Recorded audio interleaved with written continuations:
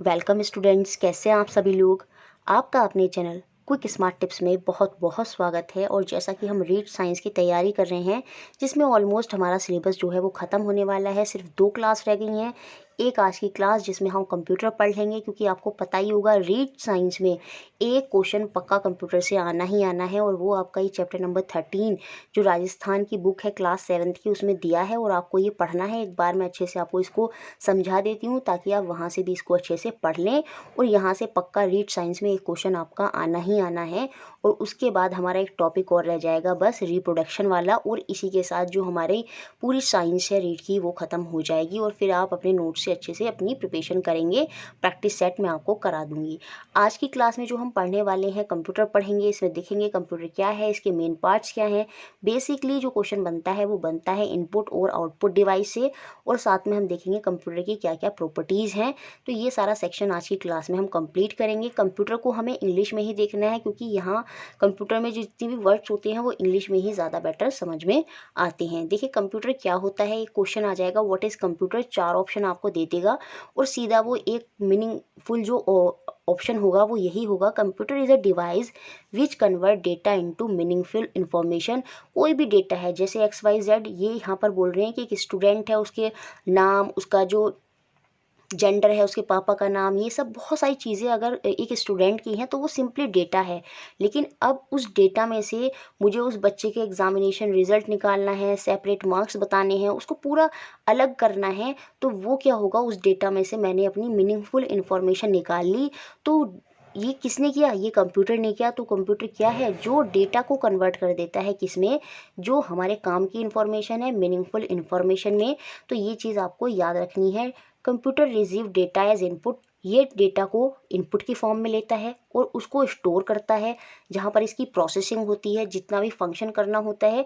और उसके बाद आपको अपनी स्क्रीन पर आउटपुट जो है, जो मॉनिटर स्क्रीन होती है जो कि एक आउटपुट डिवाइस है, वहाँ पर आपको अपना जो आउटपुट है, जो आपने कार्य दिया कंप्यूटर को करने के लिए, उसने उस पर कार्य किया बीच में, और उसके बाद उसको क्या बोलते हैं, प्रोसेसिंग। वहाँ पर प्रक्रिया हुई, प्रक्रिया होने के बाद क्या हुआ, आपको एक जो रिजल्ट है आउटपुट की फॉर्म में जो है अपनी मॉनिटर स्क्रीन पे जो है वो दिख जाता है। ठीक है, ये वाली बात आपको अच्छे से याद रखनी है। मेन पार्ट्स ऑफ कंप्यूटर यहाँ पर लिखा है, हमारा इनपुट डिवाइस होता है जहाँ पर हमारा कीबोर्ड होगा, माउस होगा, ये हमारे इनपुट डिवाइस है। यहाँ से क्या करते हैं, हमें जो भी डेटा देना होता है, जो फर्दर यहाँ पर प्रोसेस होगा आपके CPU में। CPU को हम क्या बोलते हैं, ब्रेन बोलते हैं कंप्यूटर का, क्योंकि जो सारा डेटा है ना वो CPU में जाकर प्रोसेस होता है, वहीं पर सारी प्रक्रिया होगी। आपने इनपुट दिया कीबोर्ड से, माउस से, और उसके बाद यहाँ पर ये CPU में गया, वहाँ पर इसकी प्रोसेसिंग होगी। और प्रोसेसिंग होने के बाद आपको अपनी मॉनिटर स्क्रीन पे जो है वो आपको आउटपुट दिख जाता है। तो बेसिकली 3 मेन पार्ट्स में डिवाइड होता है, क्या, इनपुट यूनिट, मेमोरी यूनिट, और उसके बाद आता है आपका आउटपुट यूनिट। तो ये एग्जाम में ऑप्शन देके पूछ लेगा, तो याद रखेंगे। तो मेन पार्ट्स ऑफ कंप्यूटर क्या है, एक हो जाएगा आपका इनपुट यूनिट, मेमोरी यूनिट, और एक आपका आउटपुट यूनिट। ठीक है, कंप्यूटर को यहाँ पर बता भी दिया इन्होंने, 3 पार्ट्स में हमें डिवाइड करना है। एक इनपुट डिवाइस होगा, एक सेंट्रल प्रोसेसिंग यूनिट। तो एग्जाम में CPU की फुल फॉर्म पूछी जाएगी कि what is the full form of CPU। तो याद रखेंगे CPU की जो फुल फॉर्म है वो होगी सेंट्रल प्रोसेसिंग यूनिट, और बाद में आपका आउटपुट डिवाइस। इनपुट डिवाइस क्या करते हैं, यहाँ पर हम सारा जो इनपुट देना होता है, जो हम डेटा को पुट करते हैं कंप्यूटर में, वो हम इनपुट के थ्रू ही करते हैं। ये क्या करता है, इसका मेन फंक्शन यही है कि जो इनपुट यूनिट है उसको पुट करेगा हमारे डेटा को, कहाँ पर, हमारे कंप्यूटर में। सेंट्रल प्रोसेसिंग यूनिट जो CPU है, ये क्या करता है, ये मेन पार्ट है कंप्यूटर का। ये सारे डेटा को स्टोर करेगा और उस पर जितनी भी कैलकुलेशन करनी है और कहाँ उस डेटा को भेजना है, उस डेटा को कैसे कंट्रोल करना है, उस पर क्या एक्शन करना है, वो सारा काम कौन करता है, वो आपका CPU करता है। ये बात आपको अच्छे से ध्यान रखनी है। और CPU भी जो है ना वो 3 पार्ट में डिवाइड होता है। एक आपकी मेमोरी होती है, एक आपका ALU, ये इसकी फुल फॉर्म बन सकती है एग्जाम में, याद रखेंगे, अर्थमेटिकल लॉजिकल यूनिट, और तीसरा होता है आपका कंट्रोल यूनिट। तो एग्जाम में क्वेश्चन बनेगा कि CPU के कितने पार्ट्स होते हैं। तो CPU के 3 पार्ट्स होते हैं। देखिए ओवरऑल कंप्यूटर में इनपुट, प्रोसेस और आउटपुट। लेकिन इनपुट हमने देख लिया, सिंपल डेटा दे दिया। CPU जो है, जो प्रोसेसिंग वाला पार्ट है, वो भी आपका 3 पार्ट में डिवाइड है, क्या, मेमोरी, ALU और कंट्रोल यूनिट। तो सबसे पहले हम देखते हैं मेमोरी क्या होता है। Memory is that part of computer which store different type of data and instruction. जितनी भी मेमोरी है वहीं पर तो डेटा स्टोर होगा, जैसे आपके फ़ोन में होती है 2 GB की मेमोरी। तो मेमोरी में क्या होता है, आपका जो डेटा है, जो इंस्ट्रक्शन है, वो वहाँ पर स्टोर होगी। और मेमोरी भी दो प्रकार की होती है, एक होती है आपकी रैम और एक होती है आपकी रोम। रैम की फुल फॉर्म क्या होती है, रैंडम एक्सेस मेमोरी, और रोम की फुल फॉर्म होती है read only memory. Random access memory में क्या होता है, डेटा टेम्पररी स्टोर होता है। जैसे कंप्यूटर ऑन है डेटा दिखेगा, जैसे कंप्यूटर ऑफ हो जाएगा तो डेटा भी जो है वो ख़त्म हो जाएगा। लेकिन जो रोम होती है, रीड ओनली मेमोरी, यहाँ पर डेटा परमानेंटली स्टोर होता है। जैसे हमारी जो सेकेंडरी यूनिट होती है तो वहाँ पर डेटा हमेशा सेव रहेगा, वो टेम्पररी नहीं होगा, वो परमानेंट वहीं पर स्टोर रहता है। तो ये फ़र्क होता है रैम और रोम में। और ये आपके दोनों किसके अंदर आते हैं, मेमोरी के अंदर आते हैं। एक परमानेंट मेमोरी है और एक आपकी टेम्पररी मेमोरी होती है। ALU अर्थमेटिकल लॉजिकल यूनिट क्या करता है, यहाँ पर जितने भी आपके कैलकुलेशन वाला पार्ट है, एडिशन हो, सब्ट्रैक्शन हो, वो सारी चीज़ें आपकी ALU में होती हैं। कंट्रोल यूनिट क्या करता है, ये कंट्रोल करता है all the process of the computer.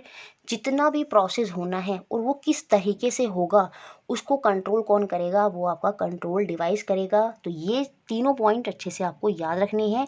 और आउटपुट स्क्रीन क्या करेगी, जो भी आपकी मीनिंगफुल डेटा आपको चाहिए, इनपुट आपने दिया, उस पर प्रोसेस हुई, उसके बाद जो आपको मीनिंगफुल डेटा चाहिए वो आपको आउटपुट की तरह अपने कंप्यूटर की स्क्रीन पर दिख जाएगा, जिसको हम मॉनिटर बोलते हैं।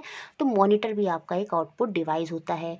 अब इनपुट डिवाइस कौन कौन से हैं, उनके एग्जांपल्स, मेन इनपुट डिवाइस जो है वो आपको याद रखनी है। सबसे पहला कीबोर्ड होता है। कीबोर्ड आप सभी ने देखा होगा और आज के ज़माने में सभी यूज़ करते होंगे। इसको भी 3 पार्ट्स में बांटा जाता है। एक होती है आपकी अल्फ़ा न्यूमेरिकल की। याद रखेंगे, अल्फ़ा न्यूमेरिकल की में कौन कौन सी कीज़ आती हैं। एक तो अल्फ़ाबेट आ गए A से Z, एक आपकी सारी न्यूमेरिक की आ गई 0 से लेके 9 तक। उसके अलावा जितने भी करेक्टर्स होते हैं, लाइक बार है ना, ये greater than, smaller than, multiply, ये आपका हैश वाला हो गया, ये एट द रेट हो गया, ठीक है। और ये आपका क्या हो गया, डॉलर का हो गया, ये एंड का साइन हो गया, ये कॉमा हो गया, ये आपके कॉलम हो गए। तो इस तरह से ये जितने भी वर्ड्स, जितने भी सिंबल्स हैं, ये आपके सिंबल्स भी कहाँ जाते हैं, ये भी आपके अल्फ़ा न्यूमेरिकल की में ही आते हैं। चाहे आपका एंटर हो, बैक स्पेस हो, चाहे आपका टैब हो, चाहे आपका कंट्रोल की हो, चाहे आपकी एस्केप की हो, एस्केप की को ESC से रिप्रेजेंट करते हैं, चाहे आपकी ऑल्ट की हो, ये सारी की सारी की किस में आती हैं, ये आपकी अल्फ़ा न्यूमेरिक की में ही आती हैं। ये बात आप याद रखेंगे। उसके बाद इन्होंने बोला खाली न्यूमेरिक की में क्या क्या आएगा, तो न्यूमेरिक की में आपका सारा ये वाला सेक्शन कवर हो जाता है जो हमको इधर देखने को मिलता है। तो इसके अंदर हमारा क्या आने वाला है, सारी न्यूमेरिक आ जाएंगी, पहले तो 0 से लेके 9 तक। उसके अलावा home page, page up, page down, insert और एंटर, ये सब भी न्यूमेरिक की के अंदर आते हैं। और फंक्शन की होती हैं जो स्पेशल फंक्शन करती हैं, ये आपको याद होनी चाहिए। आप नेट पर भी देख सकते हैं तो आपको इजीली मिल जाएगा कि कौन कौन सी की क्या क्या फंक्शन करती है। तो 12 फंक्शन की होती हैं बेसिकली हमारी, ये बहुत इंपॉर्टेंट है, याद रखिएगा। 12 फंक्शन की होती हैं जो हमारी ऊपर लिखी हुई होती हैं, F1 F2 इस तरह से। और इसमें हमने देखा होगा जो F5 होती है वो रिफ़्रेश का काम करती है। तो इस तरह से अलग अलग फंक्शन की अलग अलग टास्क जो है वो परफॉर्म करती है। लेकिन याद रखेंगे 12 फंक्शन की आपकी होती हैं। उसके बाद माउस आता है। माउस भी क्या है, एक आपका इनपुट डिवाइस ही है। बहुत ज़्यादा इसके बारे में और कुछ नहीं देखना है, बस सिंपल याद रखिए माउस आपका एक इनपुट डिवाइस है। आप जो फंक्शन की हैं वो याद कर लीजिएगा। वैसे क्वेश्चन नहीं आया, क्वेश्चन बेसिकली हमेशा इनपुट और आउटपुट से ही आता है। उसके बाद MICR की फुल फॉर्म एग्जाम में पूछ सकता है, मैग्नेटिक इंक करेक्टर रिकॉग्निशन। याद रखेंगे ये भी आपका इनपुट डिवाइस ही होता है। बहुत इंपॉर्टेंट है इसकी full form MICR, magnetic ink character recognition. और ये क्या है, ये आपका एक इनपुट डिवाइस है। एग्ज़ाम में आएगा ये कहाँ यूज़ होता है, ये यूज़ होता है और ये क्वेश्चन आया भी है। तो ये यूज़ होता है आपका कहाँ, बैंकिंग सेक्टर में। जो आपने देखा होगा चेक होते हैं तो वहाँ पर आपने देखा होगा स्पेशल नंबर स्क्रिप्ट नीचे लिखे होते हैं, वो किस में लिखे होते हैं, वो आपके मैग्नेटिक इंक करेक्टर रिकॉग्निशन में ही लिखे रहते हैं।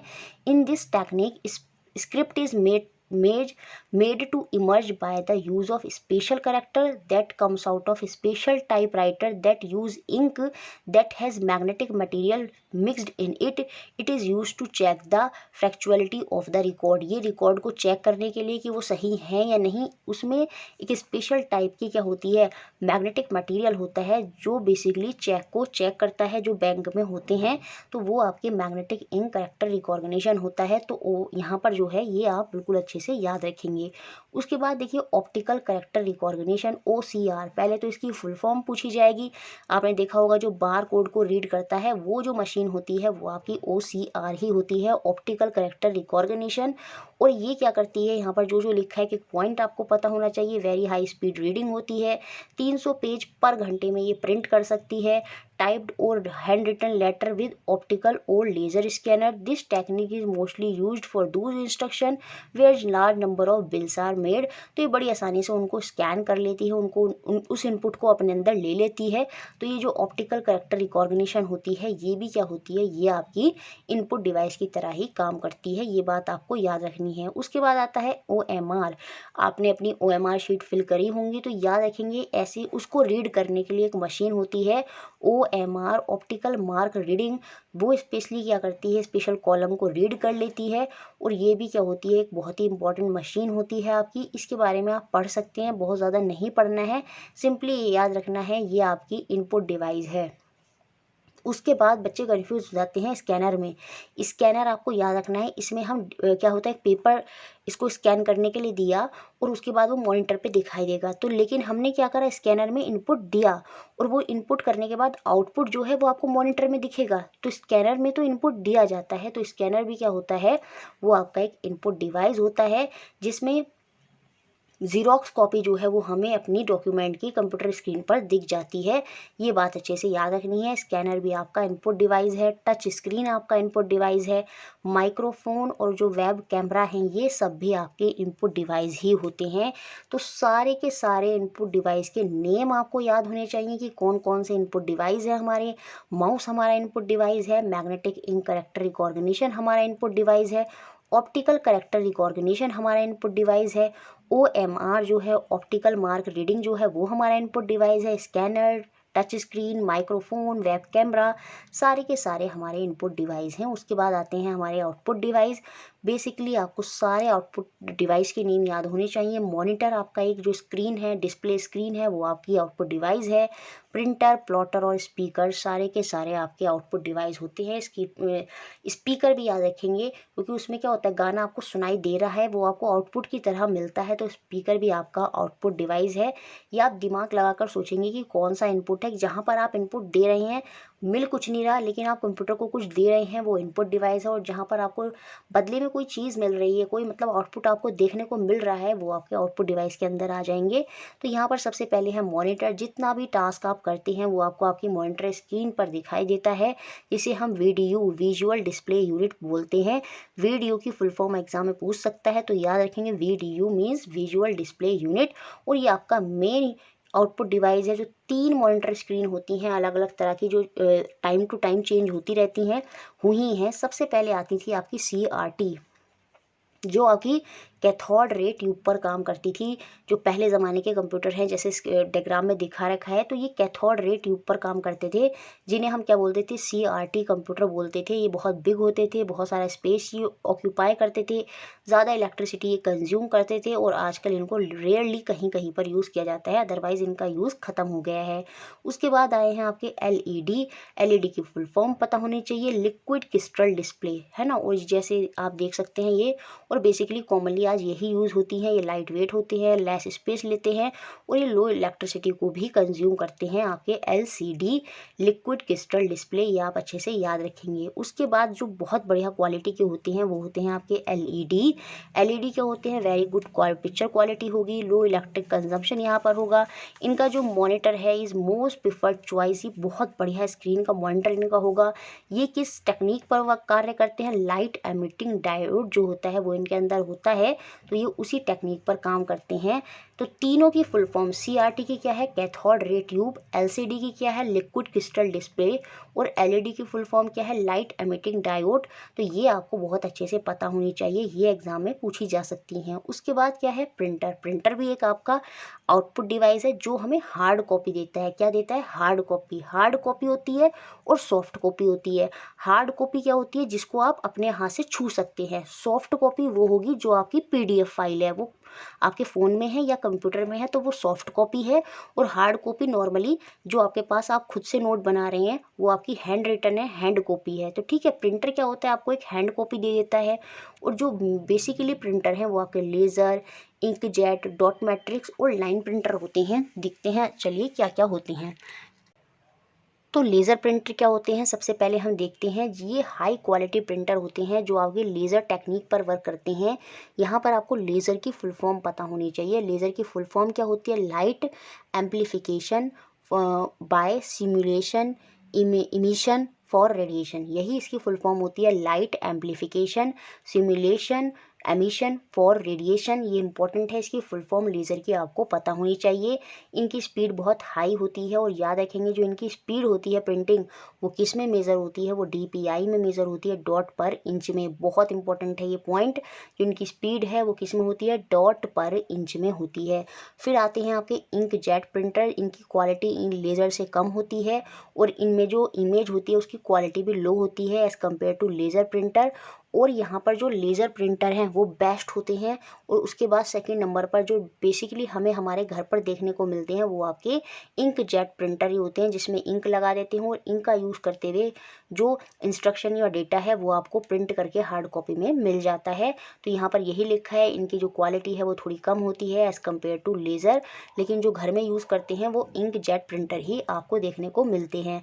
उसके बाद डॉट मैट्रिक्स प्रिंटर आते हैं, रेलवे वगैरह में पहले यूज़ होते थे, जो किस पे इनकी प्रिंटिंग स्पीड जो है वो किस में मेज़र होती है, CPS में, करेक्टर पर सेकंड। डॉट बाय डॉट ये क्या करते हैं, वर्ड्स को प्रिंट करते हैं। थोड़े स्लो होते हैं क्योंकि डॉट बाय डॉट काम कर रहे हैं। Economically with sound low speed of printing, very low quality of printing. सब कुछ इनकी बहुत ही लो क्वालिटी में होता है। और पहले जो रेलवे टिकट होते थे वहाँ पर dot by dot dot matrix printer का ही यूज़ होता था।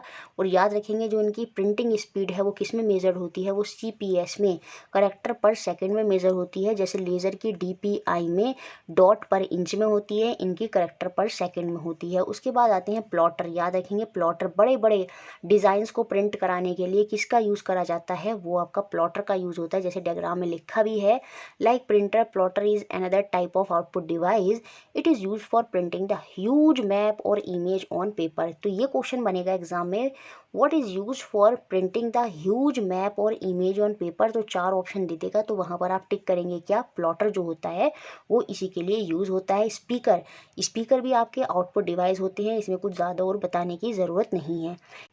देखिए इसके बाद हम लास्ट में देखेंगे प्रॉपर्टीज़ ऑफ कंप्यूटर क्या क्या होती हैं। देखिए कंप्यूटर की स्टोरेज कैपेसिटी जो होती है, डेटा को स्टोर करने की जो कैपेसिटी है वो बहुत हाई होती है। लेकिन याद रखेंगे हम डेटा को किस में मेज़र करते हैं, बाइट्स की फॉर्म में मेज़र करते हैं। ये क्वेश्चन एग्जाम में बन सकता है कि डेटा कंप्यूटर में किसकी फॉर्म में मेज़र होता है, बाइट्स की फॉर्म में, 0 1 की फॉर्म में मेज़र होता है।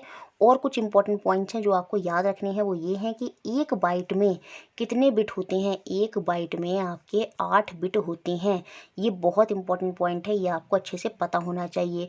सेम ऐसे ही आपको पता होना चाहिए, एक बाइट में 2 निबल होते हैं। एक बाइट में कितने निबल होते हैं, 2 निबल होते हैं। और ये बात भी पता होनी चाहिए कि जो एक निबल होता है उसमें क्या होता है, एक निबल में आपके 4 बिट होते हैं। एक निबल में कितने बिट होते हैं, 4 बिट। लेकिन एक बाइट में कितने बिट होते हैं, 8 बिट। तभी तो क्या हो जाएगा, एक बाइट में 2 निबल आ जाएंगे, क्योंकि वो 4 बिट इंक्लूड कर लेंगे तो कुल मिलाकर 2 निबल आपके बन जाएंगे। लेकिन एक निबल में कितने बिट होते हैं, वो आपके 4 बिट होते हैं। ये बात आपको याद रखनी है। इसकी एक्यूरेसी बहुत अच्छी होती है, इसमें बहुत कम चांसेस हैं कंप्यूटर में कि डेटा आपको रॉन्ग मिले।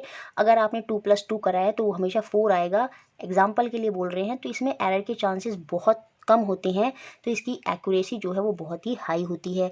स्पीड बहुत हाई होती है, कितनी जल्दी डेटा को ये प्रोसेस करके आपकी आउटपुट स्क्रीन जो है वहाँ पर आपको दे देता है। ऑटोमेशन होता है, जल्दी से अपने आपको कुछ नहीं करना, डेटा अपने आप प्रोसेस होता है, अपने आप का उस पर वर्क होता है और फिर वो आपको देखने को मिल जाता है। डिलीजेंस होता है, computer is an electronic device which can do restless work for long time without any exhaustion. यहाँ पर कितनी देर तक हम उस पर कार्य कर सकते हैं, तो वो डिलीजेंस है। फिर उसकी क्या है, वाइड यूटिलिटी है। आजकल जो है कंप्यूटर का यूज़ जो है वो डे बाय डे बढ़ता जा रहा है, जो इसकी यूटिलिटी है वो हर जगह बढ़ती जा रही है, चाहे आपका बैंक हो, एजुकेशन हो, चाहे कहीं पर भी हो। तो ये सारी प्रॉपर्टी देखिए। इसके बाद इसमें लास्ट में शकुंतला देवी के बारे में बताया गया था और उनसे रिलेटेड एक मूवी भी आई थी अभी पीछे, विद्या बालन ने जिसमें रोल प्ले किया था। तो शकुंतला देवी जो थी वो ट्रेडिशनल कन्नड़ फैमिली से बिलोंग करती थी। कर्नाटक में इनका जन्म हुआ था 4 नवंबर 1929 को। ये बहुत ही बड़ी कैलकुलेशन में मास्टरमाइंड थी और इन्होंने ये मिथ को दूर किया था कि जो लोग बोलते हैं कि लड़कियां जो हैं वो मैथ्स में वीक होती हैं, है ना। और इनका गिनीज वर्ल्ड रिकॉर्ड में भी, इनका गिनीज बुक में भी 1982 में इनका नाम जो रिकॉर्ड करा गया था वो गिनीज बुक में भी रिकॉर्ड करा गया था। ड्यू टू दीज इन्हीं सब स्पेशलिटीज़ की वजह से इनको ह्यूमन कंप्यूटर के नाम से भी जाना जाता था। और इन्होंने बहुत सारी अपनी बुक्स लिखी हैं, sun with number, astrology for you, puzzles to puzzle you, mathability are universe, ये सब इनकी फेमस बुक हैं। ये आप पढ़ सकते हैं इनके बारे में। इनकी पीडीएफ टेलीग्राम पर पहले ही हैं। जो राजस्थान की बुक है 6, 7, 8 की, इंग्लिश में भी और हिंदी में, तो आप वहाँ से इनके बारे में थोड़ा सा देख सकते हैं। हो सकता है एग्जाम में कभी कभी पूछ लेता है, तो इनके बारे में यहाँ पर बताया है। यहाँ पर कीवर्ड्स जो लास्ट में होती हैं चैप्टर के, हमने जो पढ़ा, कंप्यूटर क्या है, डेटा को प्रोसेस करता है, मीनिंगफुल इन्फॉर्मेशन हमें देता है। कंप्यूटर जो है वो 3 फॉर्म में होता है, इनपुट सीपीयू और आपका आउटपुट। सीपीयू में भी हमने देखा था मेमोरी यूनिट, एएलयू और कंट्रोल यूनिट, है ना।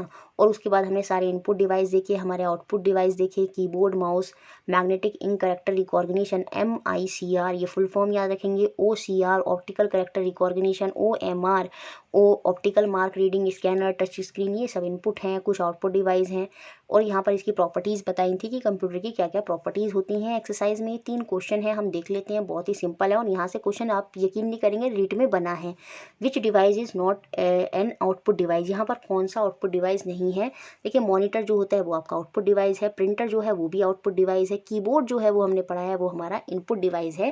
तो यहाँ पर जो आंसर होगा वो ऑप्शन नंबर सी हो जाएगा। क्योंकि हमने देखा था प्लॉटर जो है बड़े बड़े डेटा को प्रिंट करने के लिए, मैप वगैरह को, वो उसमें हम प्लॉटर का यूज़ करते हैं। The part of central processing unit is, CPU के कौन कौन से पार्ट होते हैं, तो हमें पता है मेमोरी भी, एएलयू भी और कंट्रोल यूनिट। तो यहाँ पर जो आंसर होगा वो ऑल ऑफ द अबव होगा, क्योंकि ये तीनों ही सीपीयू के पार्ट होते हैं। उसके बाद पूछा गया था कि इनपुट डिवाइस कौन सा है, तो यहाँ पर हमें बताना है कि हमारा इनपुट डिवाइस कौन सा है। देखिए, जो माउस है वो हमारा इनपुट डिवाइस है, जो कंप्यूटर का कीबोर्ड होता है वो भी इनपुट डिवाइस है, और ये जो स्कैनर होता है ये भी आपका इनपुट डिवाइस है। तो यहाँ पर फिर से आंसर हो जाएगा आपका ऑल ऑफ द अबव। तो ये आपका पूरा चैप्टर था। मैंने आपको एक यहाँ पर ब्रीफली समझा दिया है चैप्टर, क्योंकि इसमें बेसिक बेसिक चीज़ें थी, सिर्फ याद करनी है। इंपॉर्टेंट पॉइंट्स वो आप इस चैप्टर से याद कर लीजिएगा, क्योंकि पक्का यहाँ से एक क्वेश्चन बनना ही बनना है। तो ये एक मार्क्स भी आपके लिए बहुत मैटर करेगा। बाकी इस क्लास से आपको सारा कंप्यूटर का जो आइडिया है वो अच्छे से हो गया होगा। चलिए, वीडियो अच्छा लगा है तो उसको लाइक करें, शेयर करें और इसी तरह हमारे साथ जुड़े रहें। Thank you very much.